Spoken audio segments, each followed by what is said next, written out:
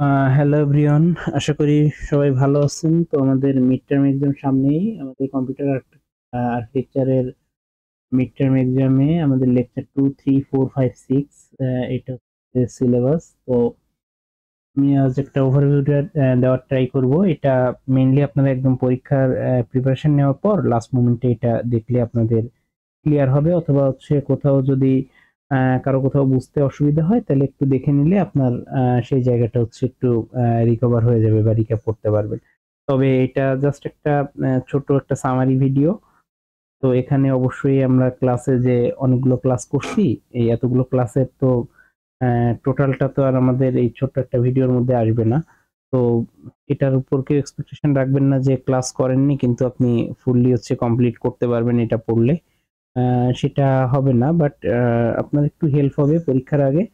And হচ্ছে ক্লাসে যেভাবে করিয়েছি, যে জিনিসগুলো হচ্ছে আপনাদের মনে নেই সেটা রিক্যাপ করতে পারবেন। তো শুরু করি। আমাদের ফার্স্ট হচ্ছে আমাদের ইন্ট্রোডাকশন টু কম্পিউটার আর্কিটেকচার। তো এই লেকচারে হচ্ছে ফার্স্টে আমরা একটু বোঝার চেষ্টা করব যে হোয়াট ইজ আর্কিটেকচার। ঠিক আছে। তো দেখেন, এখানে হচ্ছে একটা বিল্ডিং এর ছবি দেওয়া আছে। তো আর্কিটেকচার বলতে আমরা বুঝি যে নর্মালি একটা বিল্ডিং যারা তৈরি করে বা একটা বিল্ডিং ডিজাইন করে কিভাবে হচ্ছে তৈরি করবে, কয়টা রুম হবে বা কি।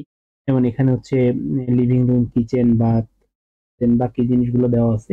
তো কম্পিউটারটাও ঠিক কিভাবে কাজ করে বা একটা কম্পিউটারকে কিভাবে মডেল করতে হয়, তার মেমোরি গুলো কিভাবে থাকে, তার মধ্যে অ্যারিথমেটিক ইউনিট গুলো কিভাবে কাজ করে বা কম্পিউটারের প্রত্যেকটা পার্ট কিভাবে কাজ করতেছে, সেই জিনিসগুলো হচ্ছে অ্যাকচুয়ালি আমরা এই কম্পিউটার আর্কিটেকচার যে কোর্সটা, এই কোর্সে হচ্ছে দেখি এবং সেটার খুবই মানে ইন্ট্রোডাকশন, মানে একদম ভেরি বেসিক লেভেলে হচ্ছে আমরা জিনিসগুলো একটু দেখবো।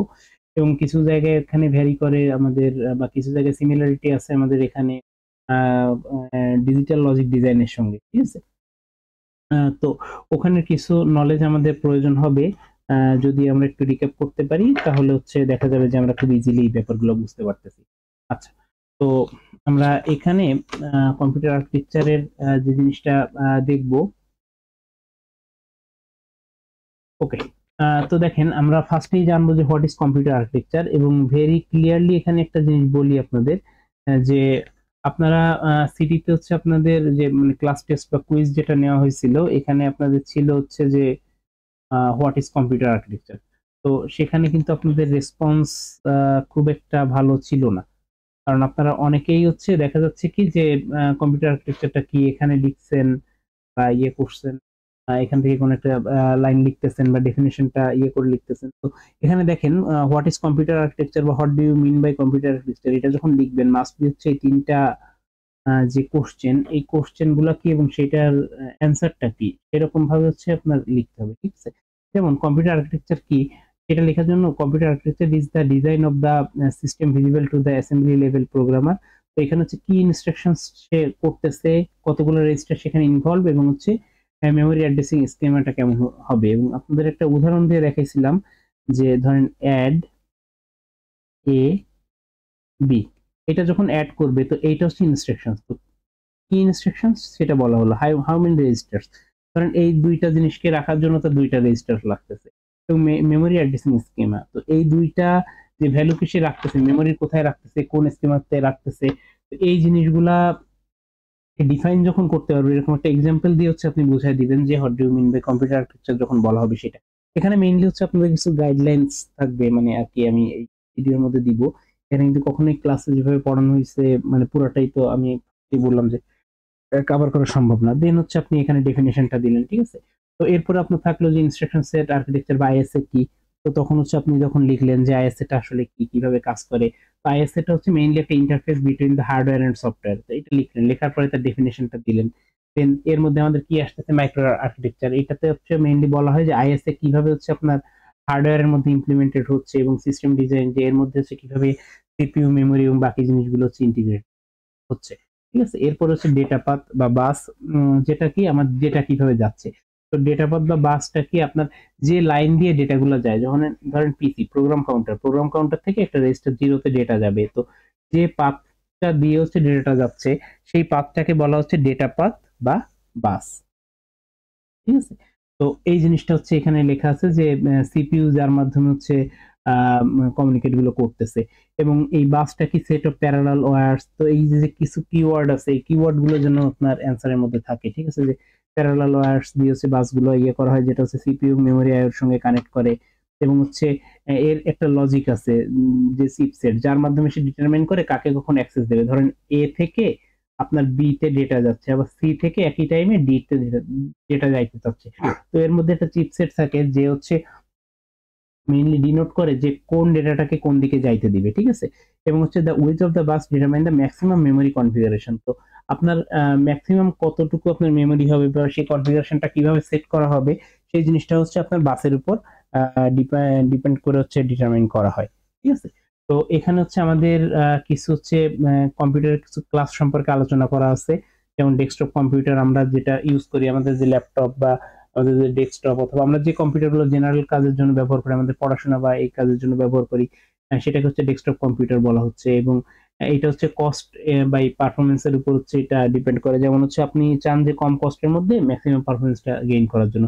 এবারে সার্ভার, এইগুলো হচ্ছে মেইনলি হাই পারফরমেন্স পিসি হয়, যেগুলো হচ্ছে বিভিন্ন সার্ভার মানে বিভিন্ন সার্ভিস আমাদেরকে দিয়ে থাকে বা সার্ভার নিয়ন্ত্রণ করে। এছাড়াও এমবেডেড কম্পিউটার আছে, যেমন এটা হচ্ছে কম্পিউটারের মতন দেখা যায় না সামনে থেকে, কম্পিউটার হিসেবে হিডেন থাকে, বাট এর কাজটা হচ্ছে কম্পিউটারের মতন করে। যেমন হচ্ছে এটিএম মেশিন আছে। তো এই ক্লাসেস অফ কম্পিউটার গুলো দেখবো। তারপর হচ্ছে আমরা একটা কম্পিউটারের পারফরমেন্স কিভাবে বুঝতে পারি, যে তার মধ্যে যে অ্যালগোরিদমটা চলতেছে সেটা বা একই অ্যালগোরিদম বিভিন্ন কম্পিউটারে কতটা দ্রুত চলতেছে সেটার উপর ডিপেন্ড করে হচ্ছে আমরা পারফরমেন্সটা বুঝতে পারি। তারপরে কি কি প্রোগ্রামিং ল্যাঙ্গুয়েজ এখানে ইউজ করা হচ্ছে, দেন হচ্ছে তার প্রসেসর এবং মেমোরি গুলো কি, এর উপরও ডিপেন্ড করে সেই কম্পিউটারটার পারফরমেন্সটা কেমন হবে। এবং আইও সিস্টেম গুলোর মধ্যে বা ওএস গুলো কিভাবে রান করতেছে সেটার উপর ডিপেন্ড করে। তো এখানে হচ্ছে একটা কম্পিউটার কিভাবে ফাংশন করে সেই জিনিসগুলো বলা হচ্ছে। তো ফাংশন যাই করুক না কেন সবকিছু হচ্ছে কন্ট্রোলের মাধ্যমে হচ্ছে নিয়ন্ত্রিত হয়। এছাড়া ফাংশন গুলো আছে হচ্ছে ডেটা মুভমেন্ট, তারপর হচ্ছে ডেটা স্টোরেজ, দেন হচ্ছে ডেটা প্রসেসিং। এই ফাংশন গুলো হচ্ছে মেইনলি আমাদের কম্পিউটার করে থাকে, ঠিক আছে। তো এইখানে আমাদের যে ফাংশন গুলো আছে সেই ফাংশন গুলোকে হচ্ছে আপনার এখানে কয়েকটা ফাংশনাল ভিউ দেওয়া আছে। এই ভিউ গুলোর মাধ্যমে হচ্ছে আপনার মেইনলি এক্সপ্লেইন করতে হবে যে ফাংশন গুলো কিভাবে কাজ করতেছে। তো দেখেন এইখানে যদি আপনাকে বলে যে কতগুলো ফাংশনাল ভিউ আমাদের আছে বা এই ফাংশনাল ভিউ গুলো কি কি, তখন হচ্ছে এগুলোর নাম লিখবেন। এবং সেই ফাংশনাল ভিউ গুলোকে যদি আপনার এক্সপ্লেইন করতে বলে, তখন এই প্রত্যেকটা যে ফাংশনাল ভিউ আছে এই ফাংশনাল ভিউ এর জন্য, মানে ফার্স্ট যদি আপনাকে বলে ফাংশনাল ভিউ কি, তখন কিন্তু আপনার একটা ইমেজ দিয়েই হয়ে যাচ্ছে। বাট আপনার যদি মাল্টিপল ফাংশনাল ভিউ গুলা সম্পর্কে হচ্ছে জানতে চায়, তখন হচ্ছে আপনার কি করতে হবে, যে ডেটা মুভমেন্টটা কিভাবে হচ্ছে, স্টোরেজটা কিভাবে হচ্ছে, এটাকে ডিফাইন করা। এবং এটাকে হচ্ছে আপনাদের ক্লাসে বলছিলাম যে আপনারা নাম্বার দিয়ে ডিনোট করবেন। যেমন এখানে 1 দিবেন, এটাতে 2 দিলেন, এটাতে 3 দিলেন। তো ফার্স্টে বললেন যে ডেটা মুভমেন্ট মানে কি, আইও থেকে যে ডেটাটা আসতেছে সেই ডেটাটা হচ্ছে এক নাম্বার কাজ, যেটা হচ্ছে যে আইও থেকে বা ডেটাটা এসে সেটা হচ্ছে আপনার কন্ট্রোলের কাছে সেন্ড হচ্ছে, দেন কন্ট্রোল হচ্ছে মুভমেন্ট থেকে ডেটাটা রিসিভ করতেছে, এন্ড দেন কন্ট্রোল সেটাকে হচ্ছে আবার সেন্ড করে দিচ্ছে। এবং after sending the data from the control, 3 নম্বরে যে কি হচ্ছে, movement receive the data from the control and process the further work, ঠিক আছে। তো এইভাবে হচ্ছে দিলেন। স্টোরেজ কিভাবে হচ্ছে, মুভমেন্ট থেকে ডেটা কন্ট্রোল হয়ে স্টোরেজে আসতেছে। তো এটাকে আপনি এরকম নাম্বার দেন 1 2 3, কিভাবে কাজ করতেছে সেরকম স্টোরেজের মধ্যে কিভাবে কাজ করতেছে সেটাকে একটু ব্রিফলি এক্সপ্লেইন করে দেন। কারণ প্রত্যেকটার আপনার যদি এখানে ফাংশনাল ভিউ গুলো সম্পর্কে লিখতে বলে, তাহলে কিন্তু প্রত্যেকটা সম্পর্কে হচ্ছে আপনার এক্সপ্লেইন করতে হবে। আমি কিন্তু ক্লাসে এইভাবে 1 2 3 4 5 এরকম নাম্বার দিয়ে কিন্তু দেখাইছি। যেমন স্টোরেজ, আপনার কোনো একটা data processing from or to storage, তো এটা যদি বলে তাহলে আপনার মুভমেন্টের কোনো কাজ নেই। তার মানে কি, স্টোরেজ থেকে একটা ডেটা ছিল, সেটা আসছে, কন্ট্রোলে গেছে, দেন সেটা প্রসেস হয়েছে, প্রসেস ডেটাটা আবার কন্ট্রোলে আসছে, দেন কন্ট্রোল থেকে 5 নম্বরে স্টোরেজে আবার ফিরে আসতেছে। তাহলে এই কাজগুলো আপনি 2 3 লাইনে প্রত্যেকটা পয়েন্টের জন্য 2 3 লাইন করে আপনি একটু ব্রিফলি এক্সপ্লেইন করে দেন। তাহলে কিন্তু আপনার হচ্ছে এখানে কোনো প্রবলেম হবে না। আপনারা সিডিতে হচ্ছে এই কোশ্চেনটা ছিল কিন্তু অনেকেই হচ্ছে এক্সপ্লেইন করেননি, ঠিক আছে। এই জন্যই জাস্ট এটা বলতেছি। তারপরে এবার হচ্ছে আপনার প্রসেসিং ফ্রম স্টোরেজ টু আইও, সেটাও একইভাবে আপনি নাম্বারিং করেন কিভাবে। তা আপনার আবার যদি আপনার বলে যে প্রসেসিং ফ্রম স্টোরেজ টু আইও, তাহলে সেটা কিভাবে কাজ করতেছে সেটা সেভাবে লিখবেন, ঠিক আছে।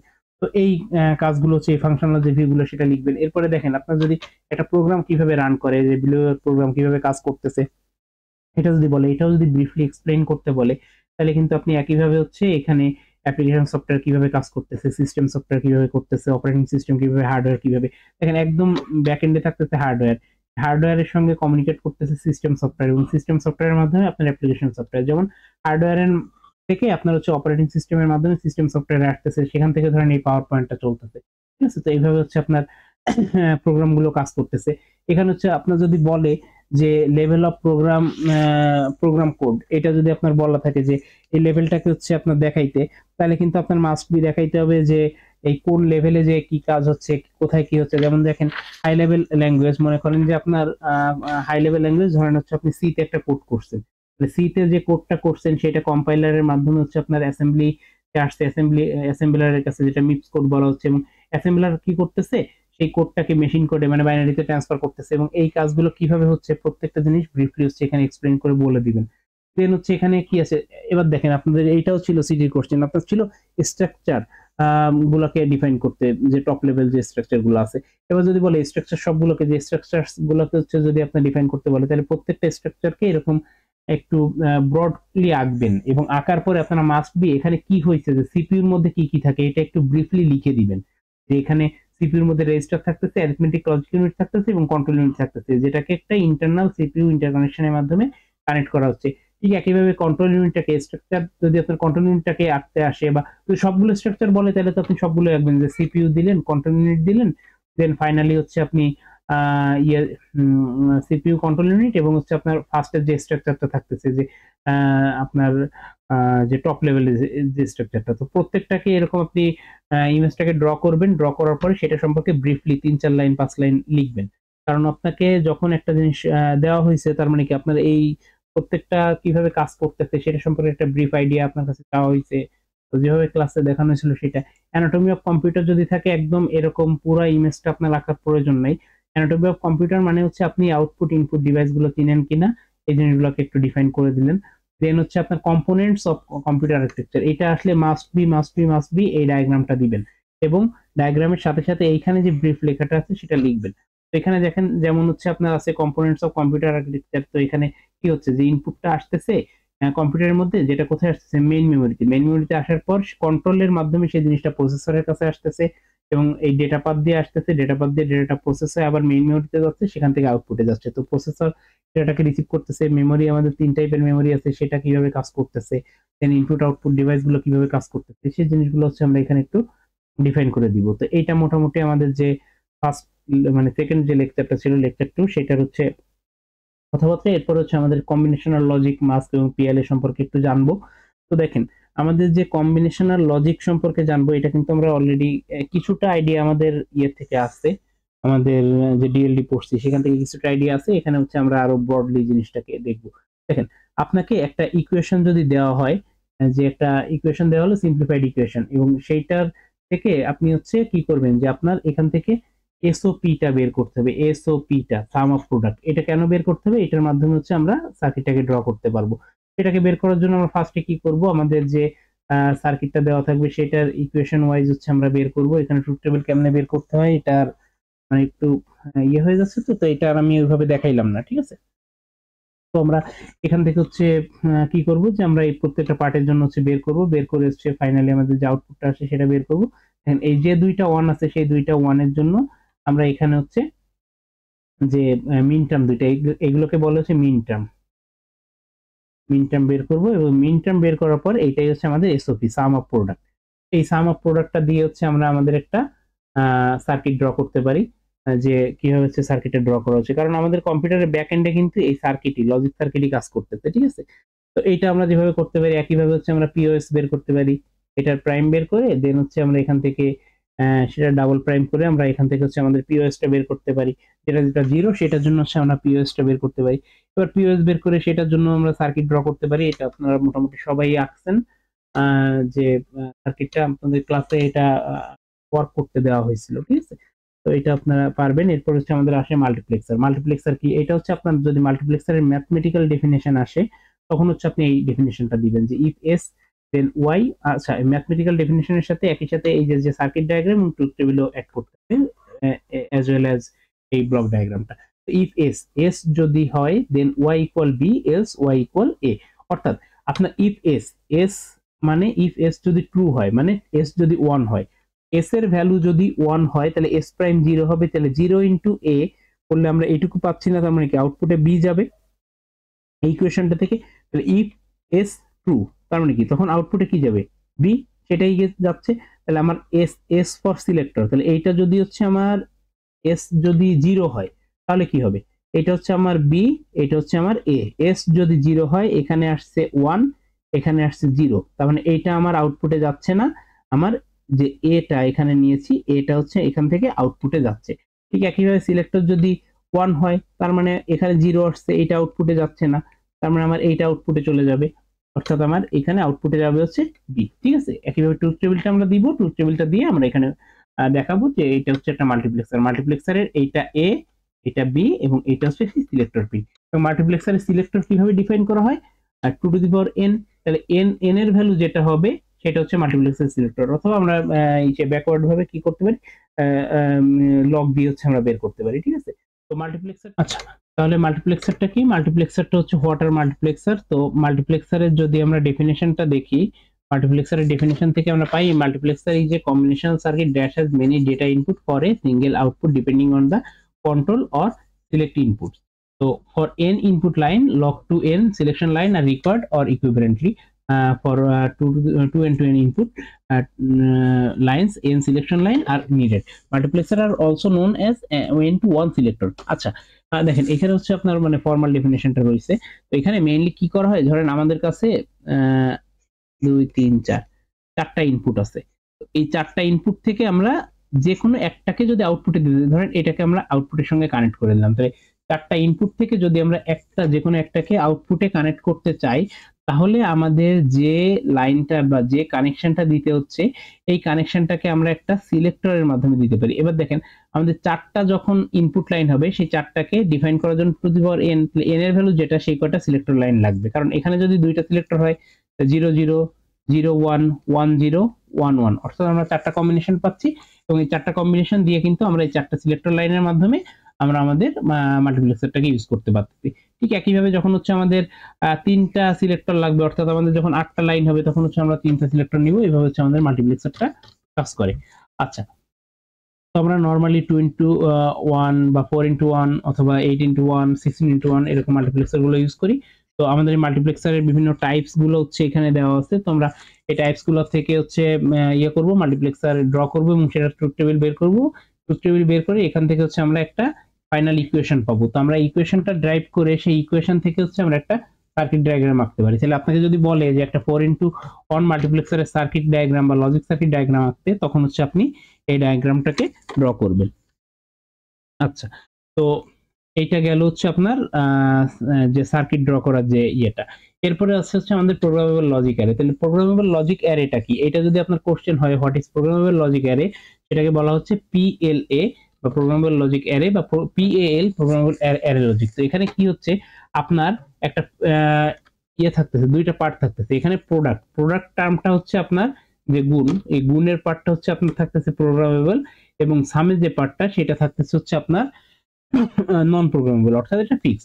তো এইটার যে ইয়েটা ডেফিনেশন থেকে হচ্ছে আমরা পাই the programmable array logic PAL is a programmable logic device that allows the implement of a combinational logic circuit with the fixed or array and a programmable AND array. তো দেখেন আমরা এই যে আগের ইমেজটায় আসি, দেখেন এখানে আমাদের যে AND অ্যারেটা আসতেছে, AND এর মধ্যে আমরা ইনপুট গুলাকে বিভিন্নভাবে দিচ্ছি, এবং আমরা এখানে কি করতেছি যে আমাদের যে AND গুলো থাকতেছে AND এর ইনপুট দেখেন প্রত্যেকটার সঙ্গে লাইন এক এক করে টানা। এবার আমাদের যেটা যেটা ইনপুটে লাগতেছে সেটাকে আমরা কি করতেছি, একটা কানেক্টর দিয়ে কানেক্ট করতেছি। যে যে লাইনটা এখানে দেখেন বি এবং সি লাগতেছে, বি এবং সি এর মধ্যে এন্ড, তাহলে এইটা হচ্ছে আমার বি, এটা হচ্ছে সি। দেখেন সব জায়গায় আমার কানেকশনটা টানা, যেটা প্রয়োজন হচ্ছে আমি সেটাকে শুধু কানেক্ট করে দিচ্ছি। এটা হচ্ছে একটা জেনারেলাইজ সার্কিট তৈরি করার জন্য এটাকে ব্যবহার করা হয়, যাতে হচ্ছে আমরা একই সার্কিটের মধ্যে আমাদের লজিকগুলোকে চেঞ্জ করে করে বিভিন্ন আউটপুট জেনারেট করতে পারি বা বিভিন্ন সার্কিট তৈরি করতে পারি। ঠিক আছে, তো এইভাবে হচ্ছে আমাদের ওপেন সার্কিটটা মেইনলি কাজ করে। তো এইখানে মেইনলি কি করতেছে যে the PLA are commonly used in digital system for creating custom logic circuit. দেখেন কাস্টম লজিক সার্কিট এফিশিয়েন্টলি, দেখেন আপনি একটা সার্কিট বানাইলেন এবং সেটাকে আপনি কানেকশন গুলোকে চেঞ্জ করে করে বিভিন্ন সার্কিটের মতন করে সেটাকে যখন ইউজ করতে পারতেছেন, তাহলে আপনি একই সার্কিট দিয়ে অনেকগুলো সার্কিট পেয়ে যাচ্ছেন এবং সেটাকে আপনি কাস্টমাইজ করতে পারতেছেন এফিশিয়েন্টলি। এবং PLL consist of small programmable read only memory PROM and additional output logic used to implement a particular desired logic function with the limited components. তো লিমিটেড কম্পোনেন্টস এর মাধ্যমেই কিন্তু আমরা একটা huge number of circuit generate করতে পারি, ঠিক আছে। এটাই হচ্ছে পিএল এর মেইন উদ্দেশ্য। তো এটা কিভাবে বের করতে পারি দেখেন, আমরা যখন বিভিন্ন ইকুয়েশন গুলো পাই বিভিন্ন সার্কিট তৈরি করার জন্য, আমরা ফার্স্টে বের করবো যে আমাদের কাছে কয়টা ইউনিক টার্ম আছে। তো দেখেন এখানে হচ্ছে আমাদের যে ইয়েটা আছে এসি, এই দুইটা হচ্ছে কমন, বাকিগুলো হচ্ছে আমাদের কাছে কি ইউনিক। তাহলে ইউনিক টার্মগুলো নিয়ে আমরা কি করব, একটা সার্কিট ড্র করব, এবং এখানে দেখেন যেটা যেটা আমার প্রয়োজন হয়েছে সেটার মধ্যে কানেকশন দিয়ে দিছি। তো এটাকে বের করার জন্য আমরা ট্রুথ টেবিল দিয়েও বের করতে পারি। ধরেন আমার কাছে একটা ট্রুথ টেবিল দেওয়া আছে, এবার হচ্ছে আমরা কি করব, ট্রুথ টেবিলের সঙ্গে সঙ্গে আমাদের এক্স ওয়াই জেড যে আউটপুটটা দেওয়া আছে, এবার এই আউটপুটগুলো কোন আউটপুটগুলোর জন্য আমরা কি করব, মিন টার্মগুলোকে বের করব। তো প্রত্যেকটা আউটপুটের জন্য আমরা মিন টার্ম বের করলাম। আমাদের কাছে যদি এরকম ট্রুথ টেবিল দেওয়া থাকে তাহলে দেওয়া থাকবে, ধরেন এই ট্রুথ টেবিলটা দেওয়া আছে এক্স ওয়াই জেড দেওয়া আছে, তাহলে আমরা যখন খাতার মধ্যে আঁকবো তখন কি করব, এক্সট্রা করে হচ্ছে মিন টার্মগুলো আঁকার জন্য একটা করে জায়গা নিয়ে নিব। তারপরে মিন টার্মগুলোর মাধ্যমে আমরা হচ্ছে এই যে সার্কিটগুলো আঁকার জন্য আমরা ইকুয়েশনটা পাবো। এবার এই ইকুয়েশনগুলোকে আমরা চাইলে একটু সিম্পলিফাই করতে পারি, কারণ এই সার্কিটগুলো অনেক বড় হয়ে যাবে। তাহলে ইকুয়েশনগুলোকে আমরা হচ্ছে কি করব, সিম্পলিফাই করার পর আমরা যে ফাইনাল ইকুয়েশনটা পাবো, এই ফাইনাল ইকুয়েশনটা হচ্ছে আমাদের এসওপি। এবার এসওপি এর জন্য আমরা একটা সার্কিট ড্র করব। এখানে দেখেন আমাদের এই যে এক্সট্রা যে সার্কিটগুলো আসছে, এই একটা আসছে, সরি এটা না, একটা এক্সট্রা সার্কিট আসছে, দেন একটা এক্সট্রা সার্কিট আসছে, এটাকে কোনো কানেকশনে দেওয়া নাই। বাট আমার যদি প্রয়োজন হয় এক্সট্রা করে কোনো কানেকশন নিতে, মনে করেন এখানে আমি একটা সি এর কানেকশন নিচ্ছি, সেই সাথে হচ্ছে একটা মনে করেন বি এর কানেকশন নিচ্ছি, তাহলে আমি যদি এখানে একটা বিসি এর কানেকশন নিতে চাই, আমি চাইলে এখান থেকে এক্সট্রা করে আরেকটা কানেকশন নিতে পারবো। তাহলে দেখেন একই সার্কিট আমার ছিল, সেই সার্কিট থেকে আমি এক্সট্রা করে কানেকশন নিতে পারতেছি। তো এটা আমার একটা পিএলএ সার্কিট হইলো, অথবা আমার যতটুকু প্রয়োজন এসওপি এর জন্য আমরা সেই এসওপিটা বের করে সেটা দিয়ে আমরা সার্কিট ড্র করতে পারি। আচ্ছা, তো এইটা হচ্ছে আমাদের মোটামুটি পিএল গেল, বা পিএলএ যে ওপেন সার্কিট সেটা হচ্ছে আমরা ড্র করতে পারবো।